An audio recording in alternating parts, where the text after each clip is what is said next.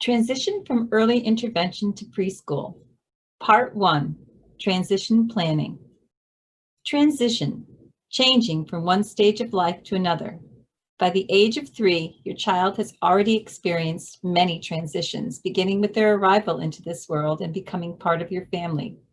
The next big exciting transition will be the change from home-based early intervention to community-based preschool.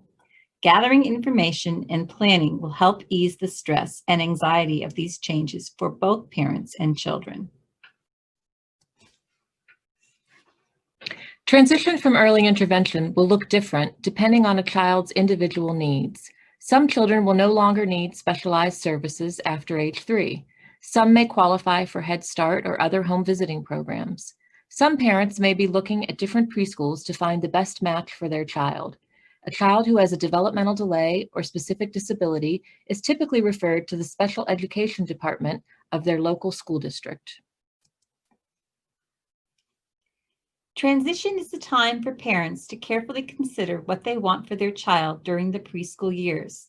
Most parents wish for their child to be happy, to be accepted, to have friends, to have opportunities, to love learning, and to be included.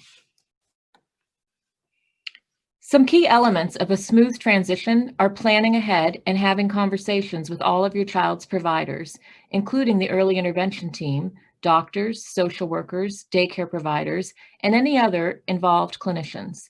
The team should discuss what questions need to be asked, what supports are needed, what special concerns need to be highlighted. Step 1, start the conversation. Your early intervention service coordinator and team are willing and able to assist you with this transition as much as you would like. When your child is between age 2 and 2.5, it is important to begin discussing what types of supports and services they may need after age 3 and what type of referrals you would like to make. Have a discussion about your concerns with your EI service coordinator and/or team. Step 2, sign releases. The next step is to sign a release for the local public school so the conversation can begin. No referrals are made without parent permission. Parents have the right to opt out of referrals to the public schools. You also have the right to change your mind at any point during the process. Making a referral does not commit either side to a specific plan. Decide who will actually make the referrals. Your service coordinator can do this for you, but make sure you discuss what information and which EI reports and IFSPs you want shared. Keep in mind that your EI team cannot share reports from other agencies or providers. Making a copy or always asking for an extra copy of any reports can make this process easier. TPC, Transition Planning Conference. The TPC is a meeting between your EI service coordinator, the early childhood coordinator from your town's public preschool, and you. If your child has more complex needs, you may want other members of the EI team to be involved in this first meeting. The TPC is usually scheduled by your early intervention service coordinator. It is supposed to happen no earlier than 120 days and no later than 90 days from the child's 3rd birthday. This meeting is an opportunity for you and your EI team to tell the school representative about your child and your concerns. Ideally, your child will be present at this meeting because it is the one opportunity for the administrator to actually meet your child. It is also an opportunity for you to hear about the preschool program and their typical referral process.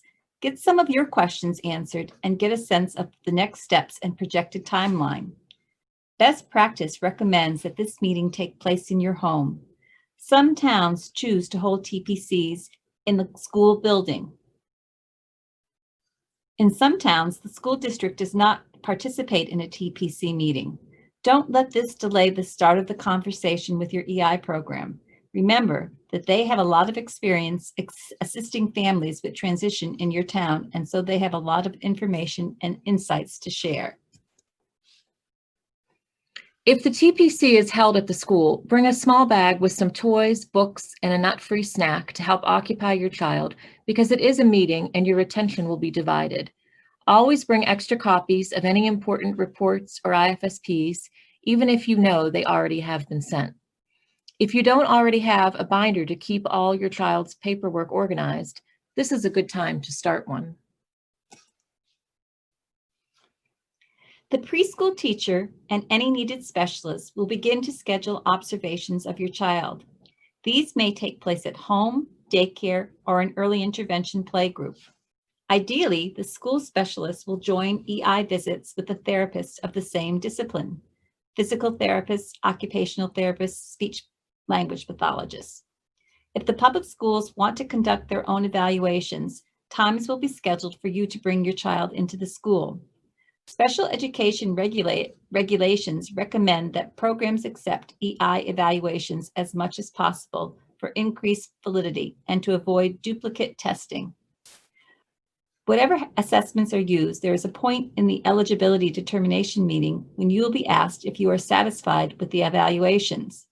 Discuss with your EI team how you are feeling about the observations and evaluations and whether or not you feel the school is getting an accurate, thorough picture of your child.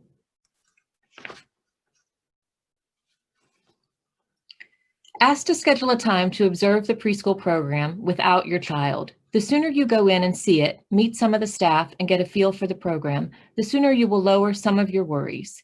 Once you have actually visited preschool, you will be able to start to picture your child having fun there, rather than leaving it to your imagination, which often increases fears. You have a right to observe both current and proposed programs before agreeing to a placement for your child.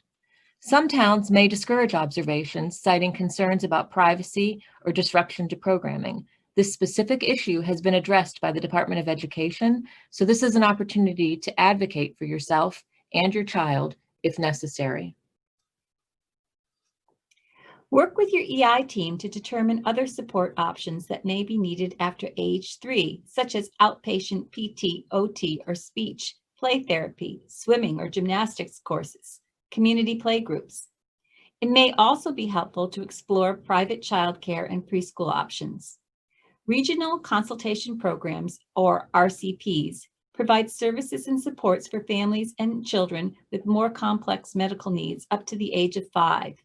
If you are not already involved with your RCP, it may be a helpful additional support to you to consider as your time in EI comes to an end. At the very least, they can help keep you aware of what additional community resources might be available to your child and family. IDEA, or the Individuals with Disabilities Education Act, and Massachusetts Regulations, Chapter 766, are the primary federal and state laws that protect your child's rights. Every child has a right to a free and appropriate education in the least restrictive environment. This allows children with identified special needs to receive individualized learning opportunities and access to the curriculum in the environment that is closest to what their peers are doing in general education. FAPE ensures that all students with disabilities receive an appropriate public education at no expense to the family. FAPE differs for each student because each student has unique needs. FAPE specifies that needed services must be provided without cost to the family. Your child is not only entitled to access to the academic portion of school, but also to participate in extracurricular and other activities sponsored by the school. Full participation means that students with disabilities are entitled to the aids and services needed to assist them in participating in all areas of school life. Least restrictive environment, or LRE, requires that your child be educated in an environment as much like their typically developing peers as possible. This means that their education should take place in the regular classroom, except for those times when a specialized learning setting is more appropriate for making effective progress towards their learning objectives.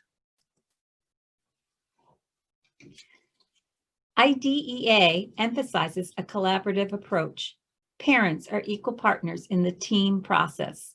Parents have a right to be involved in meetings that discuss the identification and evaluation of disabilities, eligibility for special education, the development of the individualized education plan, and the determination of placement.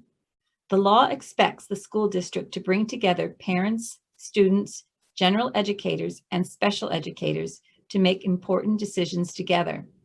For children in foster care, While the biological parents may be involved and present, depending on circumstances, the foster parent is the person who is responsible for signing the IEP, so they must be in attendance at the team meeting.